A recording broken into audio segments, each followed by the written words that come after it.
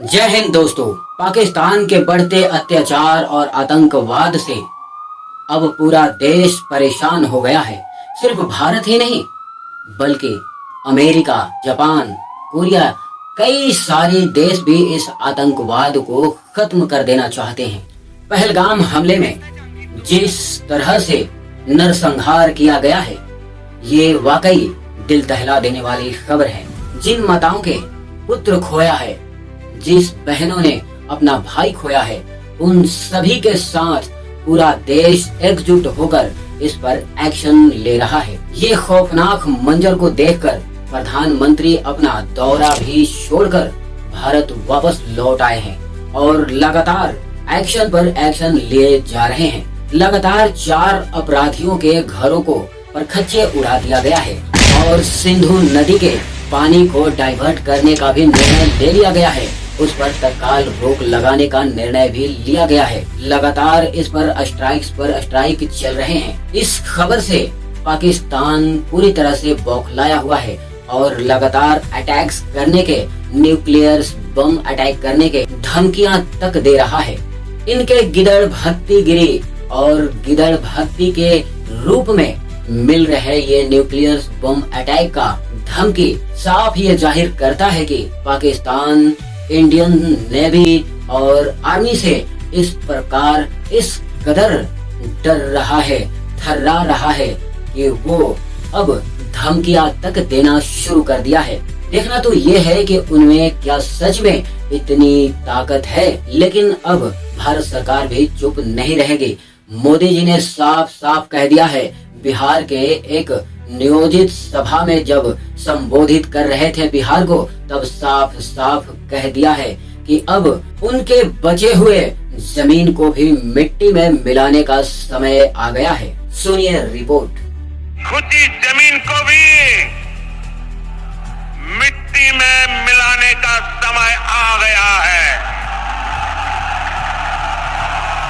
इस फैसले से पाकिस्तान में हड़कंप मचा हुआ है और वहाँ की सरकारें हड़बड़ाई हुई हैं और बारंबार गिदड़ भक्ति से भरी धमकियां दे जा रहे हैं, क्योंकि उन्हें कहीं ना कहीं इस बात का अंदाजा हो गया है कि भारत अब इसका बदला जरूर लेगा, छोड़ने वाला नहीं है। मैं तो भारत सरकार से ये अपील करता हूँ कि इस पर और बड़ी सख्त कार्रवाई की जाए और इन्हें मारने के लिए डायरेक्ट अटैक करने की मुझे नहीं लगता है कि जरूरत पड़ेगी। बाकी का काम वो स्वयं देख लेंगे।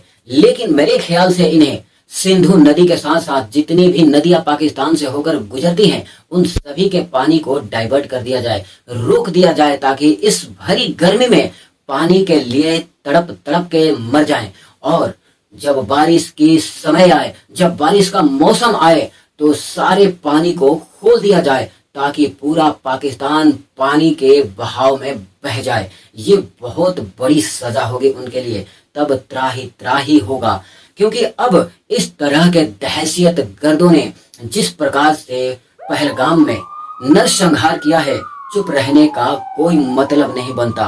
1960 में जो नदियों पर फैसला लिया गया था, जो नदियों का उन्हें अधिकार दिया गया था, उन्हें खत्म कर देना चाहिए और इन पानी को स्टोर करें और जब भी भर जाए ना, छोड़ दिया जाए पानी, ताकि पूरा पाकिस्तान खत्म हो जाए। पहले तो गर्मी में पानी के बिना, पानी और खाने के बिना तड़प तड़प के मरने लगेंगे और जैसे ही मूसलाधार बारिश होगा, पानी का बहाव इस कदर छोड़ दिया जाए कि वो सब बहते बहते पानी में त्राही त्राही कर जाएं। क्योंकि इन पर इसी तरह के निर्ममता अब अनिवार्य हो गया है।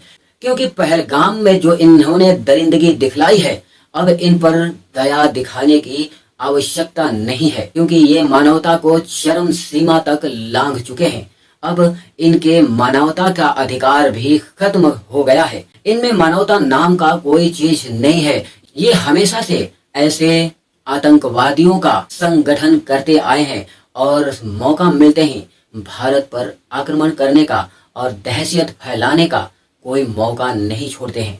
आज पूरे देश में जो दहशत का माहौल बना हुआ है, इससे क्लियर है, सारे देशवासियों में ये जोश भरा पड़ा है कि इन्हें अब छोड़ने का कोई मतलब नहीं बनता। तो दूसरी तरफ भारत सरकार भी जबरदस्त एक्शन ले रहे हैं। तबातोड़ उन्हें खोज कर उनके घरों को तबाह किए जा रहे हैं। और नरेंद्र मोदी जी ने तो ये साफ साफ कह दिया है कि इन दहशत गर्दों ने चाहे दुनिया के किसी भी कोने में छिप जाए, धरती के अंत तक उन्हें खोज कर उन्हें वही सजा दी जाएगी जो उन्हें देना डिजर्व करते हैं। उन दहशत गर्दों को एक बार फिर से याद दिला देना चाहते हैं जो लादेन के साथ हुआ था। कई वर्षों तक छिपने के बाद भी उसे धरती के कोने से खोजकर उसे मार दिया गया था। उसी तरह इन्हें भी धरती के किसी भी कोने में छिपने पर भी खोज कर मार दिया जाएगा, क्योंकि कोई इस पर दूसरा एक्शन नहीं होने वाला है। तो दोस्तों, इसी तरह के अपडेट्स के लिए बने रहिए हमारे साथ।